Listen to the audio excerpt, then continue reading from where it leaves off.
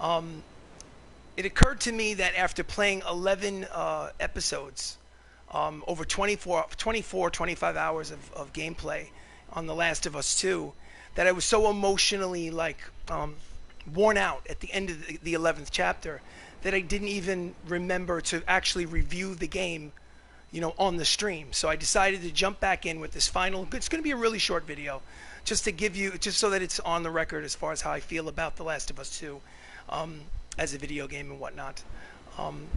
I loved it. I absolutely loved the game. It's a masterpiece. I think that transcends video games.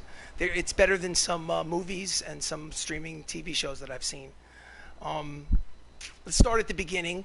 Graphics, top-notch, phenomenal. The graphics basically, there are cinematic cutscenes in this game that are better directed and better produced than again, some streaming TV shows.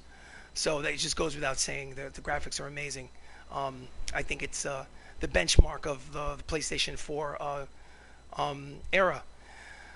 Gameplay it's improved over The Last of Us, the original, which came out in 2013.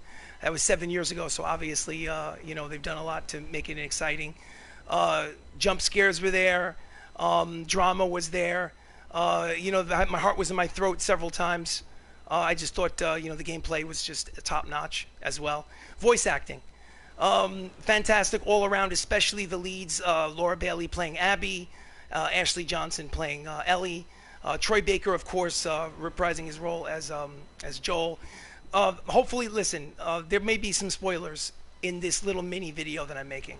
If you have not watched the first 11 chapters of this, or you haven't played the game, I'm going to drop some spoilers here, so please don't ruin it for yourself. Turn this off and go back and play the game for yourself. Trust me, it will be well worth your time because it's a phenomenal game. But here come the spoilers, so you've been warned. So Joel is killed early on in the game, but he reappears in several flashbacks throughout the game. So it's not as if Troy Baker is just in the game for a few minutes and then he's gone. Troy Baker is the voice actor who plays Joel, is in the entire game. And the work from those three voice actors is just, again, top-notch.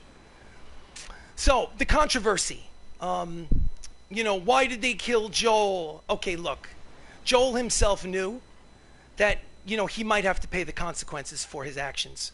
He made his bed, and he himself was willing to sleep in it. He had no illusions about that. And he didn't save Ellie because he thought there'd be no consequences. He saved Ellie regardless of the consequences. And eventually they came back to haunt him. He killed a doctor who was trying to save millions of people.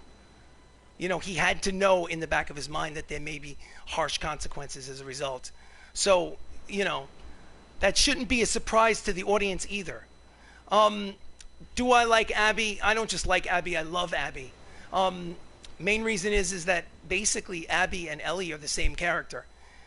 They both lost their father figure and went on a revenge mission in order to, revenge their father figure and their friends. If they had met under any other circumstances, they probably would become friends. So if you like Ellie, there's no reason why you shouldn't like Abby. If you take a step back and, try to look at things from a different perspective than just your own. The people who are angry because they played the first game and they're emotionally invested in the first game, and they don't want to invest in a new character, and that's fair. Another thing is that there are some people that probably feel that it's patronizing, that there are these morals and life lessons in video games. They may look at it from the standpoint of, yo man, I spent $50-$60 on a game.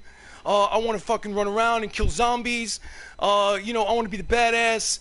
I don't want to have to think about life lessons. Don't patronize me with your worldview and blah blah blah. Okay, you're entitled to your opinion. Your opinion is wrong, but you're entitled to your opinion. So yeah, that's pretty much all I've got to say. I've got one last thing I wanted to mention.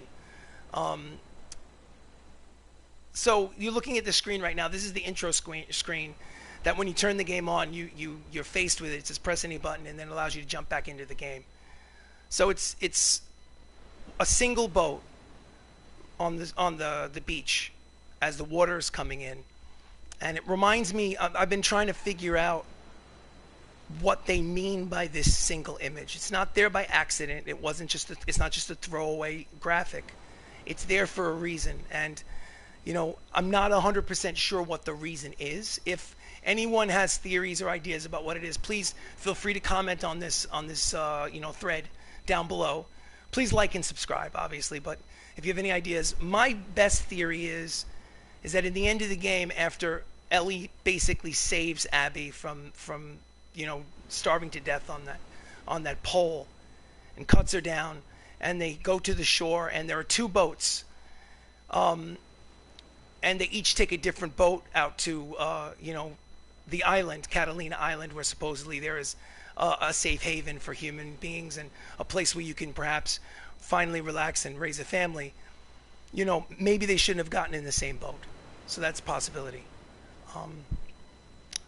So if you've gotten here late, basically the purpose of this video is I realized after 25 hours of gameplay and 11 videos that I was so emotionally blown away by the ending a second time that I forgot to actually review the game and tell you what I thought of it. So I'm not going to reiterate what I just said over again. Just suffice to say that I absolutely loved it. I think it was a masterpiece.